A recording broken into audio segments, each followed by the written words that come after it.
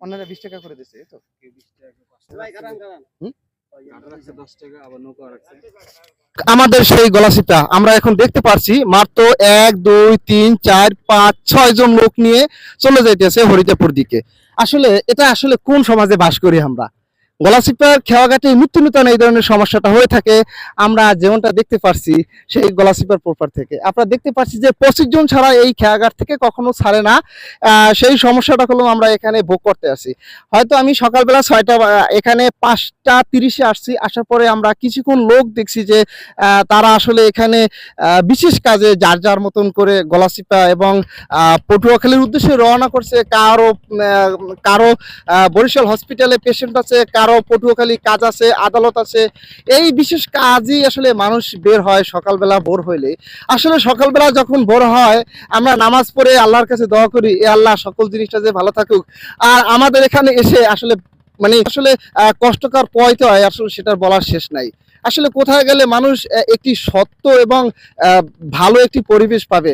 আপনারা দেখতে পাচ্ছেন আমি কিছুক্ষণ কিছু দর্শকের সাথে কথা বলে দেখলাম যে আগে আসার জন্য 20 টাকা দেওয়া হয়েছে, খেওয়ার উপরে 10 টাকা দেওয়া হয়েছে এবং উপরে যে খেওয়ায় 10 টাকা এবং উপরে যে যারা টিকিট লয় তাদেরকে 10 টাকা, 20 টাকা পার মানুষের কাছে দেওয়ার পরও আমরা দেখতে পাচ্ছি যে 25 জনের লোক না হলে খেওয়া ছাড়ে না। তারপরও বেশ কম হওয়ার কারণে এই রকম টাকা দিয়ে তারপর এপার ওপার খেওয়া পার হইতে আছে। এরপর আমরা দেখলাম যে এই যে একটি এইমাত্র খেওয়া ছেড়ে গেছে, তার মাত্র 6 জন লোক নিয়ে গেল।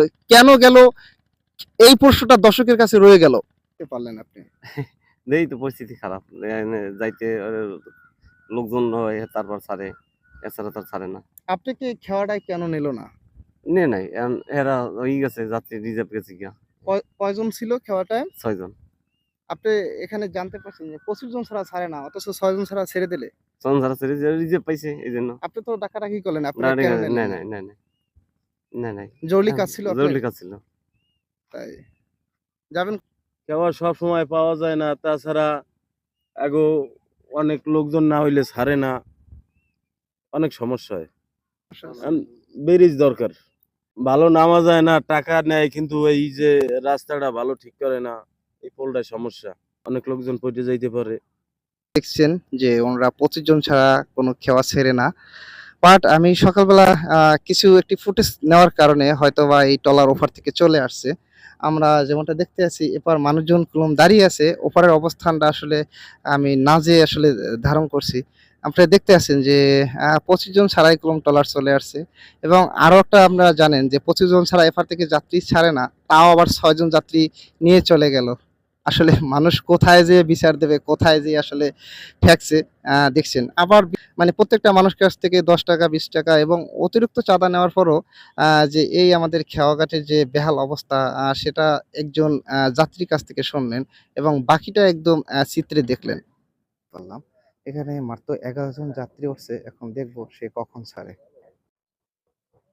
আমরা যদি দেখতে পাচ্ছি যে 25 জন যাত্রী ছাড়া ছাড়ে না, অথচ এই যে সামনের একটি এইমাত্র যে খেয়াটা আসছে আপনারা দেখতে পাচ্ছেন মোট কতজন যাত্রী নিয়ে আসছে। আমরা এখন দেখবো যে মোট কতজন যাত্রী এইমাত্র আসছে এই ট্রলারটিতে।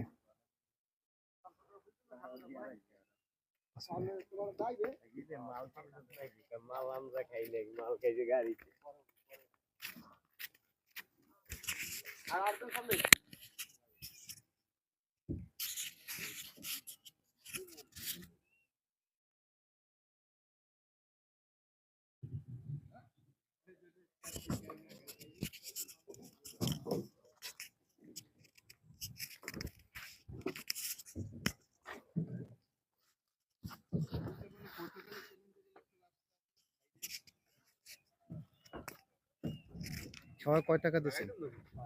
20 টাকা। কেন 20 টাকা দিয়েছেন? 20 টাকা নিয়েছে আমার থেকে। 20 টাকা দেওয়া লাগে। ঘাটে 10, নৌকায় 10, 20।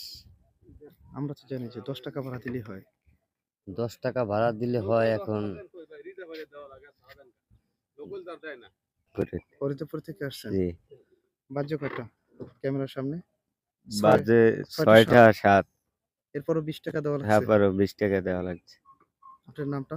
রাতুল ইসলাম। বাড়ি কোথায়? বাড়ি রাঙ্গাবালি।